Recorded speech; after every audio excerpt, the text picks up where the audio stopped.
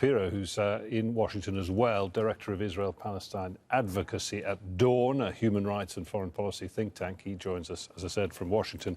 And Adam, I mean, we don't want to read too much into a tweet, as it used to be known, of course, but if this is a shift, a real shift, not just in tone but in direction by the Biden administration, by President Biden himself, how significant would that be, given that we are, what, 30 hours, perhaps less than 30 hours away now from the end of this ceasefire, from the beginning, potentially, of phase 2 of Israel's war on Gaza?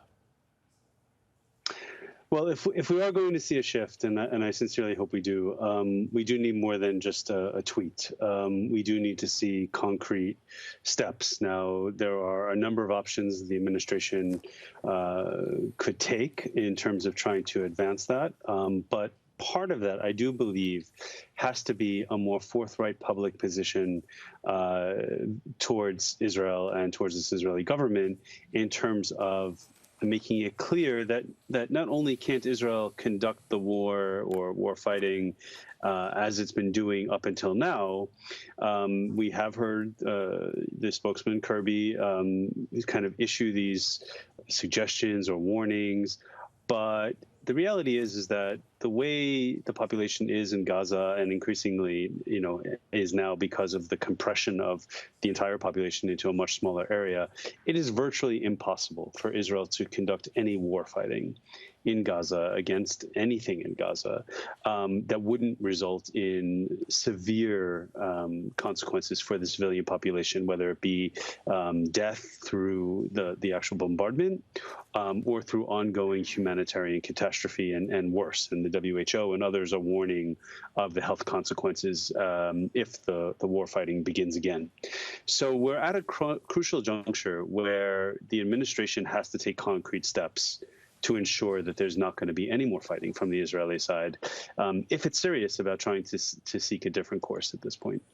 Well, indeed, it may be serious because of the pressure building on it, because of splits, as we were hearing there, in Congress, splits in the party, splits in President Biden's support. Give me a sense of the sort of tightrope that this president walks between his evident determination up to now to support Israel, not to criticize Israel, not to call for an overt ceasefire, but at the same time seeing how this is impacting on his very support, on his chances of re-election.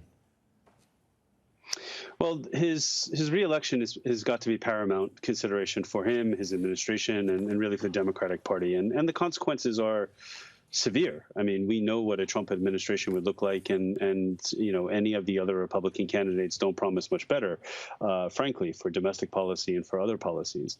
But in many states around the country where the election results are going to be close, it doesn't take a whole lot of people to sit out an election and therefore tip the result one way or another. And what we know is that President Biden won the last election in a few key states by engaging younger populations, minority populations, women, and in some of those states, for example, Michigan, where there's a large Arab and Muslim population and a large Palestinian American population, those folks right now find it extremely difficult to consider voting for a president that they believe has endorsed a genocide and enabled a genocide.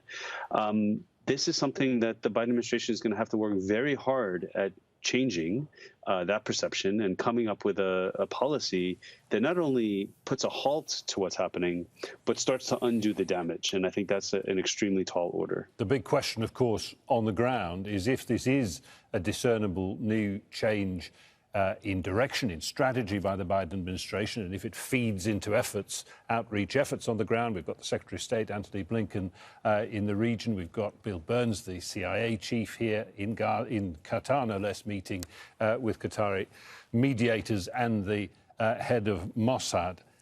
The big question is, will Israel listen? I think this is a question, not just will Israel listen, but will Prime Minister Netanyahu listen? And I think this is in some ways as much as a personal issue or personal political issue for President Biden.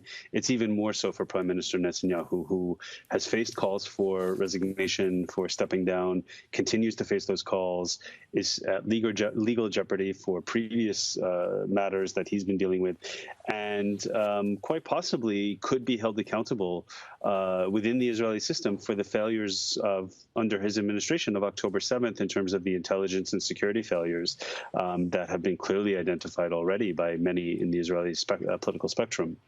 And so for him for Prime Minister Netanyahu, there aren't too many off-ramps at this point that would seem to be appealing. And so for him personally, it may be his best interest, and I hate to say it this way, but to his political calculation may be to continue prosecuting this war fighting, and that would be damaging not just to obviously the Palestinians, but also to Israelis, and something must be done to stop that.